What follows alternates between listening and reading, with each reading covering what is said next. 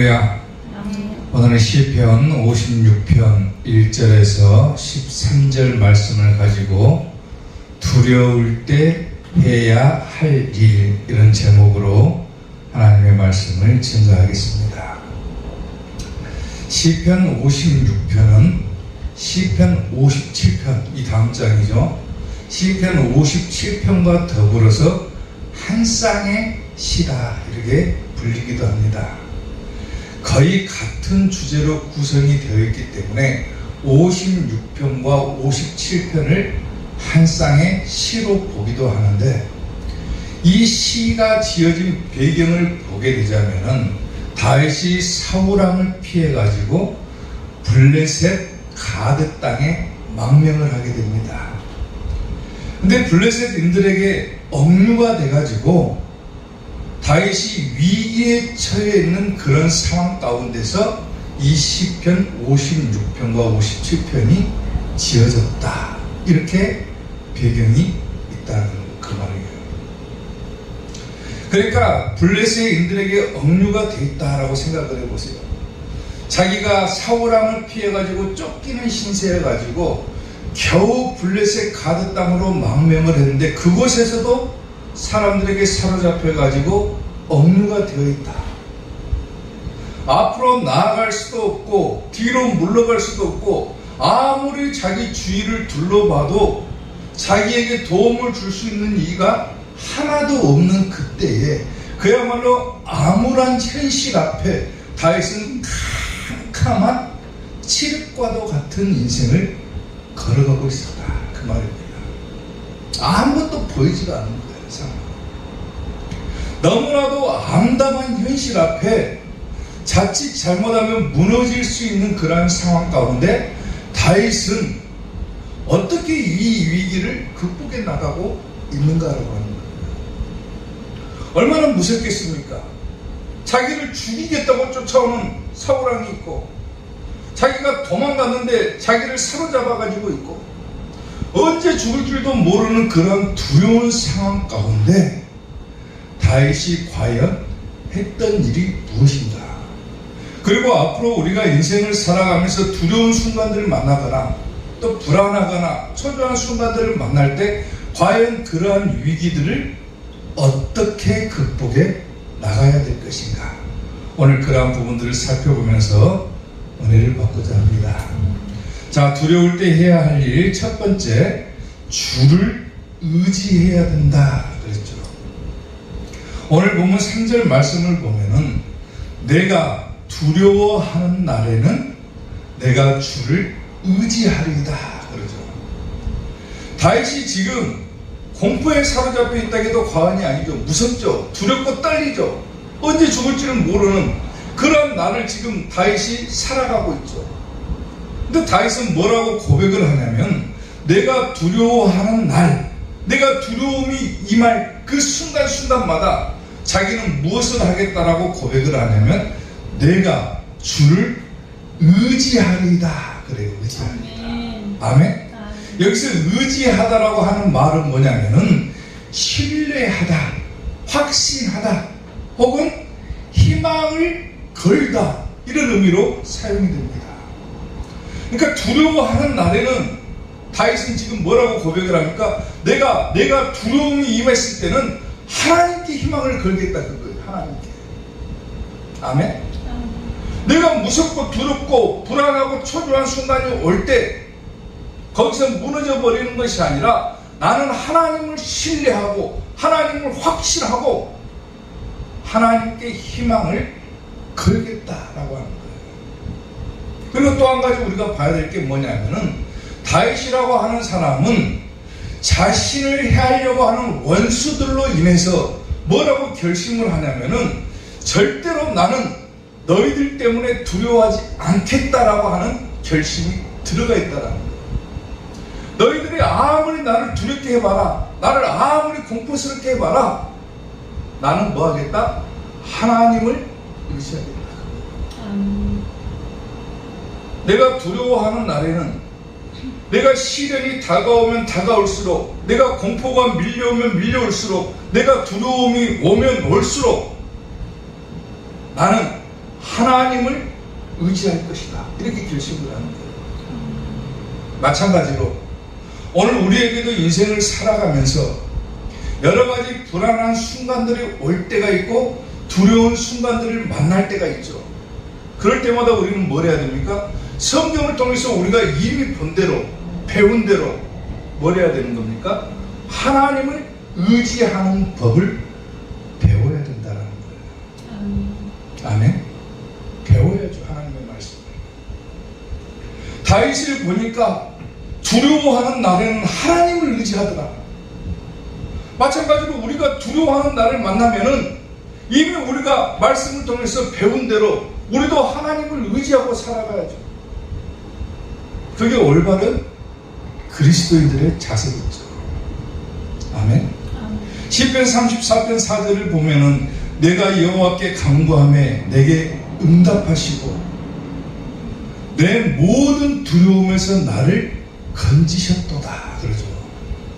아멘. 내가 하나님께 간구했더니 하나님께 기도했더니 내게 응답해 주셨고 모든 두려움에서 나를 건지셨다. 이러한 경험들이 쌓이고 그리고 이러한 경험들을 배워서 뭐가 되는 겁니까? 하나님을 의지하는 법을 배워나가는 거예요. 아멘. 고린도후서 1장 8절부터 보게 되면은 형제들아 우리가 아시아에서 당한 환난을 너희가 모르기를 원하지 아니하노니 알기를 원한다는 거죠. 지금 힘에 겹도록 심한 고난을 당하여 살 소망까지 끊어져 버렸다. 살 소망까지 끊어지고 우리는 우리 자신이 사형 선고를 받은 줄 알았다. 이는 우리로 자기를 의지하지 말고 오직 죽은 자를 다시 살리시는 하나님만 의지하게 하십니다. 죽는 순간에도 누구를 의지하는 법을 배워야 된다는 거예요? 하나님을 의지하는 것을 배워야 된다. 그가 이같이 큰 사망에서 우리를 건지셨고 또 건지실 것이며 이후에도 건지시기를 그에게 바라노라. 우리를 지켜주고 보호할 수 있는 유일하신 분은 누구밖에 없습니까? 우리를 구원하실 예수 그리스도, 즉 하나님 한 분밖에 없다는 거예요. 살아가면서 우리가 누구를 의지하고 살 것인가? 두렵고 떨리는 순간이 올 때마다 나는 과연 어떻게 해야 될 것인가? 하나님을 의지하고 살아가야 된다는 거예요. 아멘. 아멘. 중국의 선교사로 유명했던 허드슨 테일러라는 선교사가 있죠. 들어보셨습니까? 이 허드슨 테일러 선교사가 믿음의 시련이 올 때마다 이것을 극복할 수 있는 방법을 한 가지를 배웠는데 믿음의 시련이 찾아올 때 그 믿음의 시련을 이겨낼 수 있게 해준 것이 뭐였냐면은 친구가 보내준 편지 한 통이었다고 그래요. 그 편지 내용을 요약해서 보면은 이런 내용을 가지고 있습니다. 믿음이라고 하는 것은 더 큰 믿음을 가지겠다고 예를 쓰는 것이 아니라 하나님이 신실하심에 전적으로 맡기는 데서 그 믿음이 강해진다라고 하는 거예요. 무슨 말입니까? 믿음이라고 하는 거 자기가 키우려고 하면 할수록 키울 수 없다 그 말이에요. 내가 믿음을 더 큰 믿음을 가지겠다라고 아무리 애를 쓰고 노력해봐도 더 큰 믿음을 가질 수가 없고 그 믿음이라고 하는 것은 어디서부터 오는 거냐면 하나님을 내가 전적으로 신뢰하는 데서부터 온다 그 말이에요. 아까 의지한다는 것이 뭐라고 했습니까? 신뢰하다, 확신하다, 희망을 걸다 그랬죠. 어렵고 시련이 올 때마다 뭘 해야 된다는 거예요? 하나님께 희망을 걸면은 나도 모르는 사이에 그게 믿음이 된다 그래요. 믿음. 아멘. 그리고 누가 그 일을 행하시고 해결해 줍니까? 하나님께서 하십니다. 사랑하는 성도 여러분, 기독교를 갖다가 말씀의 종교라고 표현하기도 합니다. 말씀을 전교다 그래요. 하나님을 의지하고 살아간다. 이것은 곧 바꿔서 말하면 뭘 말하는 거냐면 하나님의 말씀을 의지하는 것과 같다라고 하는 거예요. 아멘. 말씀도 우리가 지식적으로 아는 사람들이 많이 있죠. 지식적으로 성경에 대해서 어마어마하게 많은 지식을 가지고 있는 사람들도 있습니다. 근데 아무리 지식적으로 성경을 알아도 지식적으로 성경을 아는 것은 아무 소용이 없어요. 실제로 하나님의 말씀을 우리가 배우고 듣고 그랬으면은 깨달았으면은 그 말씀을 내 삶 속에 적용시켜야지만이 효과가 있는 것이지, 그냥 단순하게 머리로만 하나님의 말씀을 알고 있다, 아무 쓸모없는 말씀이 되어버립니다. 무슨 말인지 이해가 됩니까? 성경을 보고, 예를 들어서 오늘 우리가 다윗의 모습을 보잖아요. 내가 두려워하는 날에는 내가 주를 의지하리이다. 다윗이 과연 두려운 날을 어떻게 극복해 나갔는가? 말씀을 통해서 우리가 배웠잖아요. 그러면 지식적으로만 알 것이 아니라 뭘 해야 된다는 겁니까? 나에게도 똑같이 내 삶 속에 적용을 시켜가지고 내가 두렵고 떨리는 순간이 온다, 내가 불안하고 초조한 순간이 온다, 그러면 말씀을 기억해내야 되고 그 말씀을 내 삶 속에 적용해가지고 어떻게 해야 됩니까? 똑같이 나도 주를 의지하고 살아가야 된다는 거예요. 아멘. 하나님의 말씀을 보면 우리가 인생을 살아가는데 꼭 필요한 말씀들로만 구성되어 있다 해도 과언이 아닙니다. 모든 해답은 다 성경 안에 들어있다 해도 과언이 아니에요. 지식적으로 많이 알고는 있지만 이것을 삶 속에 적용시키지 못해가지고 항상 문제가 발생하고 나중에 가서 그것을 깨달았고 후회하고 그런 순간들이 오지만은, 하나님의 말씀을 올바르게 기억하고 생각해내고 하나님의 말씀을 우리가 내 삶 속에 잘 적용시켜 나간다라면은 아무리 어렵고 힘든 순간이 온다 할지라도 말씀이 내 속에서 살아 역사해서 움직여가지고 말씀이 내 삶 속에 움직여버립니다. 아무리 좋은 칼을 가지고 있다 해도 이 칼을 칼집에다 꽂아두고 사용하지 않는다면 이게 좋은 칼인지 나쁜 칼인지 어떻게 합니까? 아무리 우리가 좋은 말씀을 가지고 있다 할지라도 이 말씀을 갖다가 정작 빼보지도 못하고 사용해보지도 못한다면 그게 과연 무슨 소용이 있냐 그거예요. 종교개혁 이전에는 일반 성도들이 성경을 가질 수도 없었죠. 성경이 없어요. 성경이 그때는. 그러니까 성경을 보고 싶어도 볼 수 없는 시대예요. 그때는. 근데 종교개혁 이후에 성경이 일반 사람들에게도 다 보급이 되죠. 일반 성도들에게도. 지금은 누구나가 성경을 다 볼 수 있는 시대가 됐어요. 그리고 어디서든지 하나님의 말씀을 들을 수 있는 시대도 됐어요.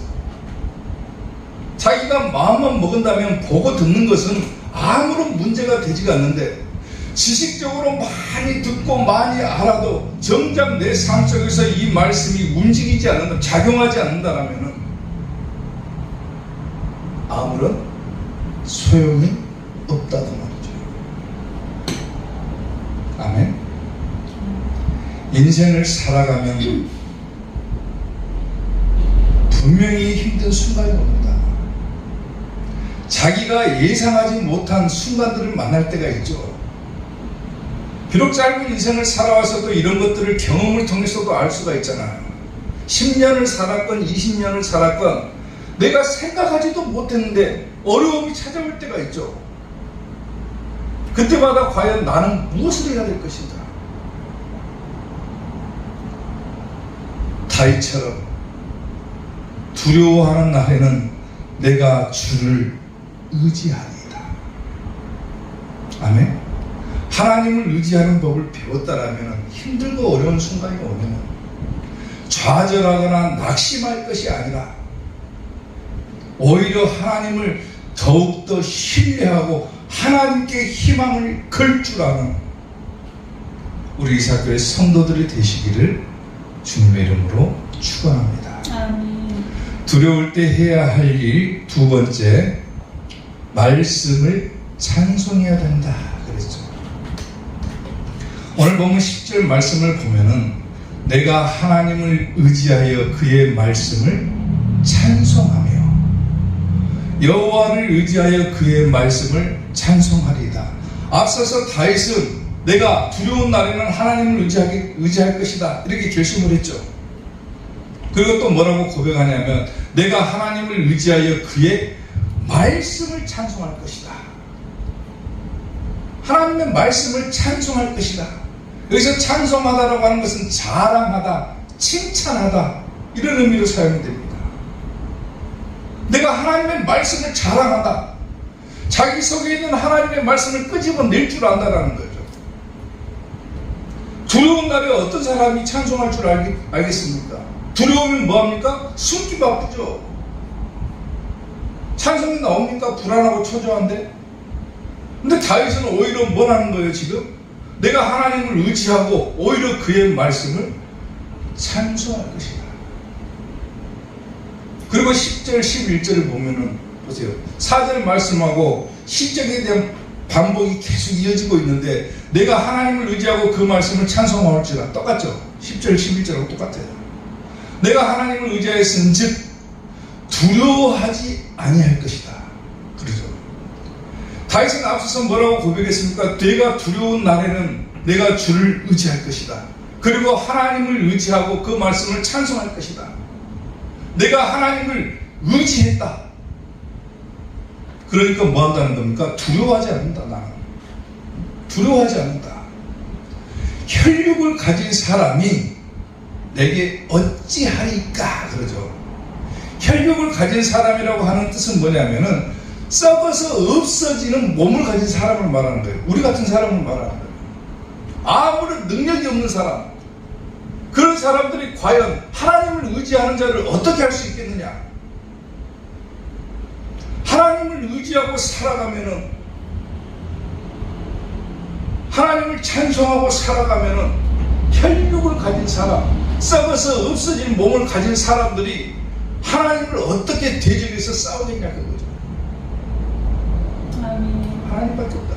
아멘. 시편 144편 4절을 보면 사람은 헛것 같다. 헛것. 무슨 말입니까? 헛것이다. 헛것. 그의 날은 지나가는 그림자 같으니라. 아무 쓸모없는 인간이라는 거죠. 쉽게 말하면. 썩어 없어질 몸을 가진 사람은 아무런 능력이 있는 것도 아니고 아무런 그야말로 뭐라고 표현해야 될까요? 그야말로 쓰잘데없는 육신을 가진 사람이 불과하다 그거예요. 그런데 사람을 두려워할 것이냐 아니면 내가 하나님을 의지하고 살아갈 것이냐. 이사야 51장 12절을 보면은 이르시되 너희를 위로하는 자는 나 곧 나이니라 그러죠. 너는 어떠한 자이기에 죽을 사람을 두려워하냐. 사람의 생명은 언젠가는 끝이 난다. 계속 사람을 두려워하고 살아갈 것이냐. 너는 어떠한 자에게 죽을 사람을 두려워하며 풀같이 될 사람의 아들을 두려워하느냐. 하나님 보시기에 그야말로 아무런 쓸모없는 인간을 두려워하고 살아갈 것이냐 그거죠. 우리 인생이 마찬가지죠. 푸른 마르고 꽃은 시드나 우리 하나님의 말씀은 뭐한다? 영원히 서리라. 아멘. 하나님 의지하고 살아가야죠. 하나님의 말씀을 의지하고 살아가야죠. 하나님의 말씀을 항상 자랑하고 살아가야죠. 칭찬하고 살아가야죠. 그게 뭐라겠습니까? 찬송한다는 거죠. 찬송한다. 내 속에 있는 하나님의 말씀을 찬송하고 자랑하고 살아간다. 사람들이 아무리 나에게 해를 가하고 나를 두렵게 한다 할지라도 나는 그냥 하나님을 의지하고 하나님의 말씀을 찬송하고 나갈 것이다. 사람이 과연 나에게 어떻게 할 것이냐? 내가 하나님을 의지하고 나아가는데 사람이 내게 어찌 할 것이냐? 이런 마음으로 나아가야 된다. 제가 시골에 있을 때, 시골 교회 담임으로 있을 때, 우리 교회에서 우리를 굉장히 생각해주는 권사님이 한 분 계셨어요. 그 권사님의 간증을 들어보면은 젊었을 때 일을 하다가 가끔씩 문중경 전도사님, 우리 교단의 자랑이죠. 문중경 전도사님의 찬송 소리를 직접 들었다고 그래요.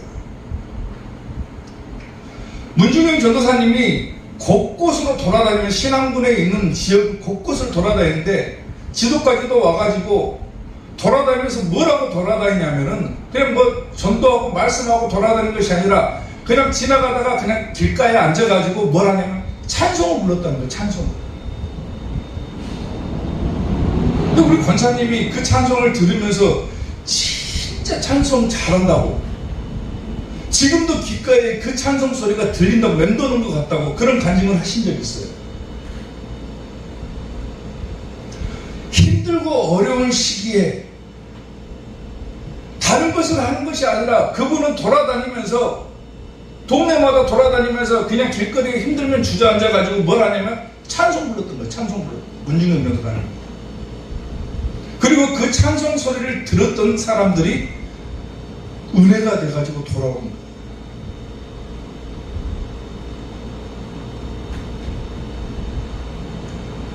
우리나라가 일제에 일본에 36년 동안이나 식민 지배하에 있었죠. 일제시대 때 조선의 군대가 일본에 의해서 다 해산돼 버립니다. 해산돼 버려요. 군대가 없어져 버려요. 그래서 군인들이 이 조선 땅을 지키기 위해서 뭘 하냐면은 일본 놈들이 다 해산시켜버리니까 의병이 돼가지고 산으로 숨어 들어가는 거예요. 군인들이 산으로 숨어 들어가요.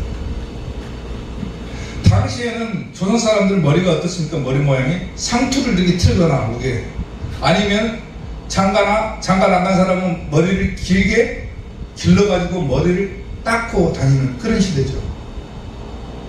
근데 기독교인들은 유일하게 상투를 한 것도 아니고 머리를 닦는 것도 아니라서 단발머리죠. 단발머리. 쉽게 말하면 지금 같은 머리죠. 그러니까 기독교인들이 뭘로 오해를 받냐면 일본의 스파이로 오해를 받는 거예요. 의병들한테. 그래서 의병들이 과연 이 사람이 정말로 우리와 함께 하기 위해서 의병이 되려고 온 기독교인인지, 아니면 우리를 잡기 위해서 일본 사람들이 보낸 스파이인지, 이것을 구분하기 위해서 사용했던 방법이 한 가지가 있었는데, 그게 뭐냐면은 접선해갖고 만나면은 뭘 하냐면 주기도문과 사도신경을 외워보라고 하는 거예요. 처음에는 그것이 암호가 된 겁니다. 아, 주기도문과 사도신경을 암송을 하면은 이 사람은 기독교인이다 하고 의병으로 받아주는 거예요.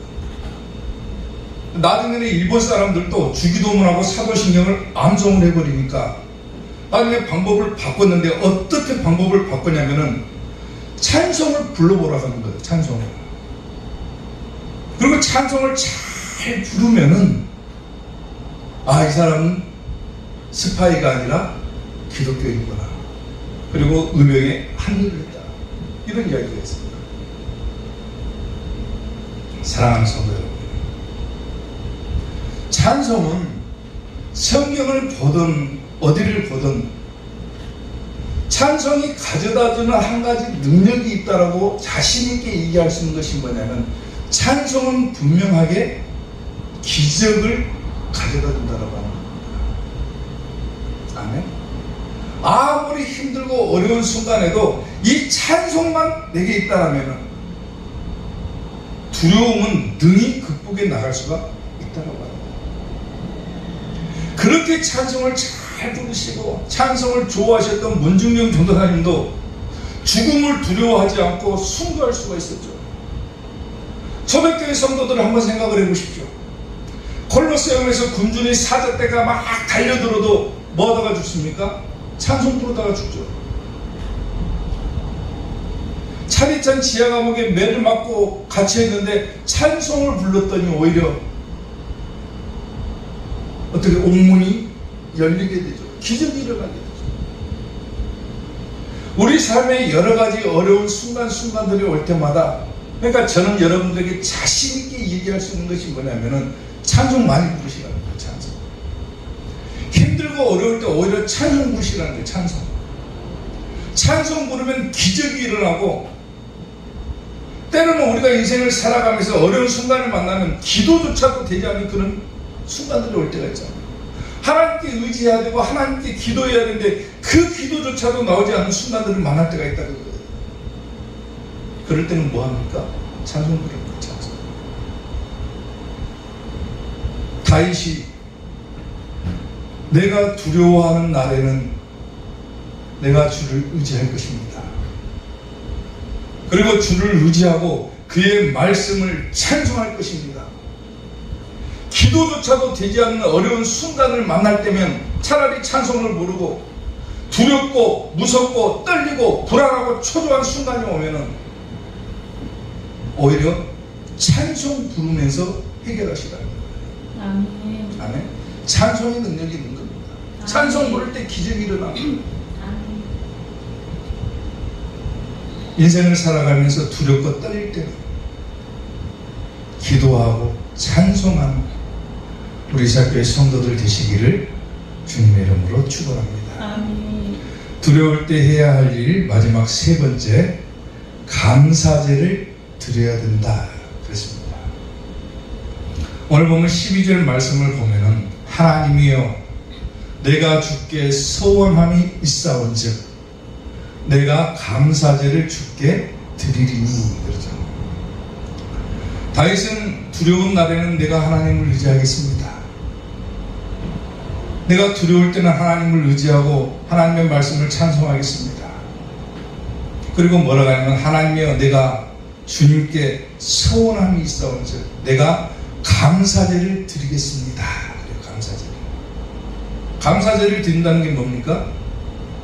예배를 드리겠다 그러죠. 예배를.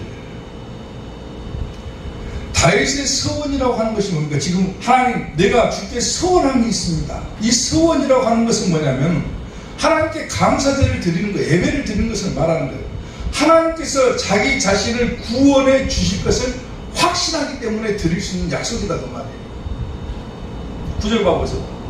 내가 아뢰는 날에, 오늘 본문입니다. 내가 아뢰는 날에, 기도하는 날을 말하는 거죠. 기도하는 순간에 두렵고 떨릴 때 하나님을 의지하고 말씀을 찬송하겠다 했어요. 그리고 내가 기도할 때, 내가 아뢰는 날에 내 원수들이 뭐 한다고 합니까?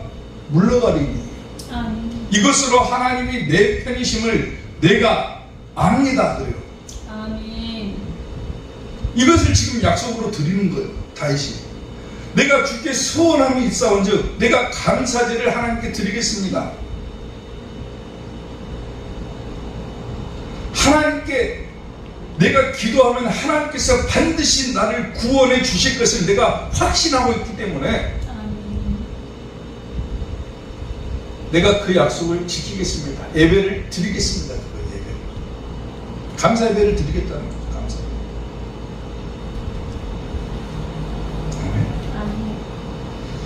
예배. 서원 기도하면은 유명한 기도가 한 가지가 있죠. 야곱의 서원 기도가 있죠. 창세기 28장 20절을 보면은 보세요. 야곱이 서원하여 이르되 하나님이 나와 함께 계셔서 내가 가는 이 길에서 나를 지키시고 먹을 떡과 입을 옷을 주셔가지고 내가 평안히 아버지 집으로 돌아가게 하시오면은 하나님께서 나의 하나님이 되실 것이요 내가 기둥으로 세운 이 돌이 하나님의 집이 될 것이고 하나님께서 내게 주신 모든 것에서 10분의 1을 내가 반드시 하나님께 드리겠나이다 하였더라. 하나님과 약속을 하는 거죠. 지금 다윗이 아니라 야곱이 하나님께서 나를 지켜주셔가지고 평안하게 다시 내가 돌아올 수 있게 하나님께서 나를 그렇게 인도해 주신다라면은 내가 이 기둥으로 세운 돌이 하나님의 집이 될 것이고 하나님께서 내게 주신 것에서 10분의 1을 하나님께 드리겠습니다.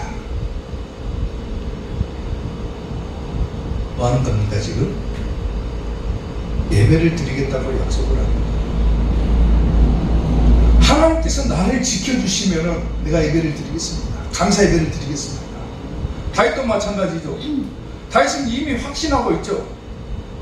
하나님께 내가 기도하는 날에는 하나님께서 내 원수들을 물리쳐 주실 것이기 때문에 미리 내가 하나님 앞에 감사 예배를 드리겠습니다라고 얘기합니다. 아멘.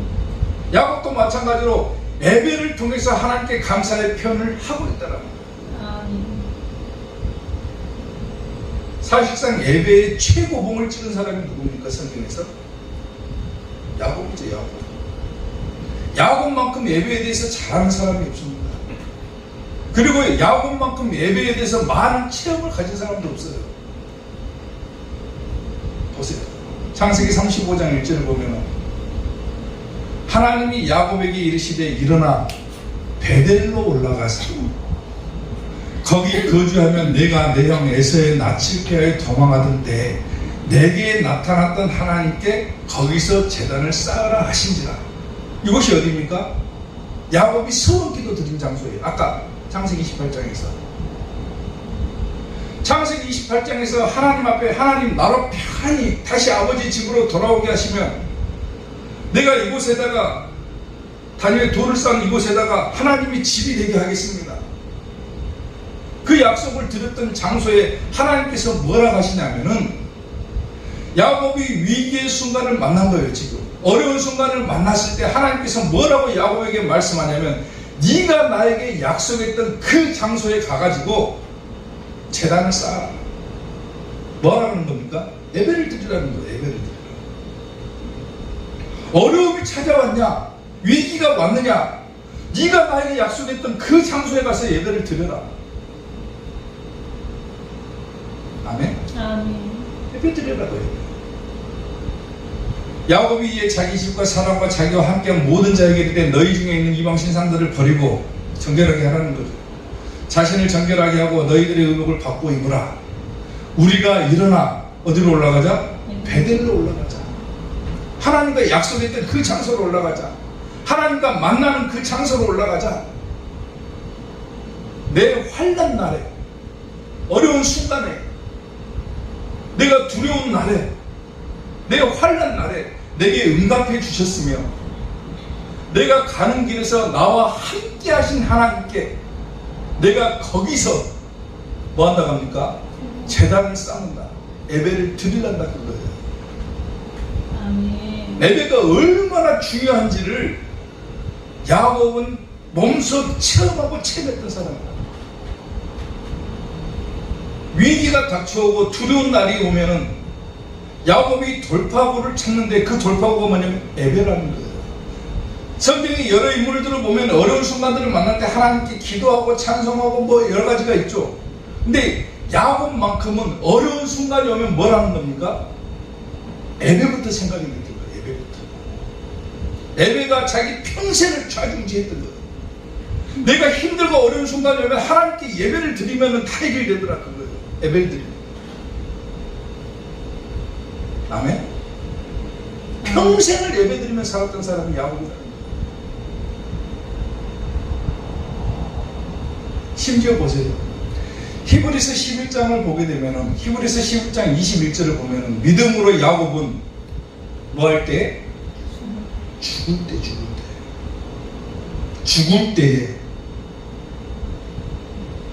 죽을 때에 요셉의 각 아들에게 축복하고 그 지팡이 머리에 의지하여 경배하였다 그러죠. 경배하였다가 뭡니까?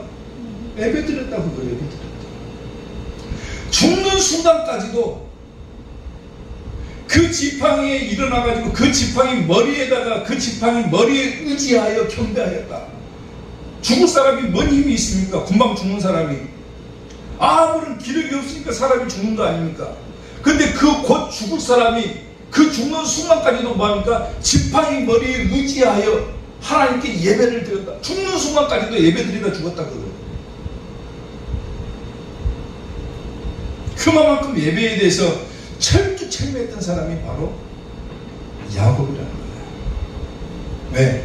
이 예배가 얼마나 큰 축복을 가져다 주는지를 깨달았던 사람입니다. 아멘. 아멘. 두렵고 떨리는 날이 오면은 뭐라는 겁니까? 하나님을 의지하고 하나님을 찬송하고 또 뭐 해야 됩니까? 예배드리셔야 돼요. 아멘. 하나님께 예배드려야 돼요. 아멘. 다윗도 마찬가지로 내가 두려운 날에는 하나님을 의지하고 하나님의 말씀을 찬송하고 내가 소원하는 것대로 하나님께 감사제를 드리겠습니다. 야곱이 죽을 때까지 저렇게 예배했던 것처럼 왜 예배가 그렇게 중요한 것인가? 왜 우리가 목숨을 걸어서라도 이 예배만큼 지켜야 되는 것인가? 예배가 우리에게 가져다주는 축복이 어마어마하기 때문에 그런 거예요. 아멘. 힘들고 어려운 순간에는 하나님께 예배를 드리십시오. 반드시 예배드려요. 그 순간순간마다 하나님께서 역사하시고 하나님께서 모든 환난 가운데 우리를 건져주실 것이고 아멘. 우리를 가엾이 보시고 우리를 구원해 주실 것입니다. 아멘. 내 모든 시험 무거운 짐을 예수님 앞에 아뢰이면 근심에 쌓인 날 돌아보사 내 근심 모두 맡으시네. 무거운 짐을 나 홀로 지고 견디다 못해 쓰러질 때 불쌍히 여겨 구원해 주기 은혜의 주님 오직 예수님. 아멘. 아멘. 사랑하는 성도 여러분, 삶을 살아가고 예기치 않은 순간들을 만나고 때로는 그것이 나에게 두려움으로 작용하기도 하고 근심과 걱정으로 다가오기도 하지만 그 순간마다 우리가 배운 대로 말씀을 배운 대로 하나님을 의지해야 되고 하나님의 말씀을 찬송해야 되고 하나님께 예배를 드림으로 여러분들이 가지고 있는 모든 걱정, 근심, 불안, 처조, 염려 다 사라질 수 있게 되기를 주님의 이름으로 축원합니다. 기도하겠습니다.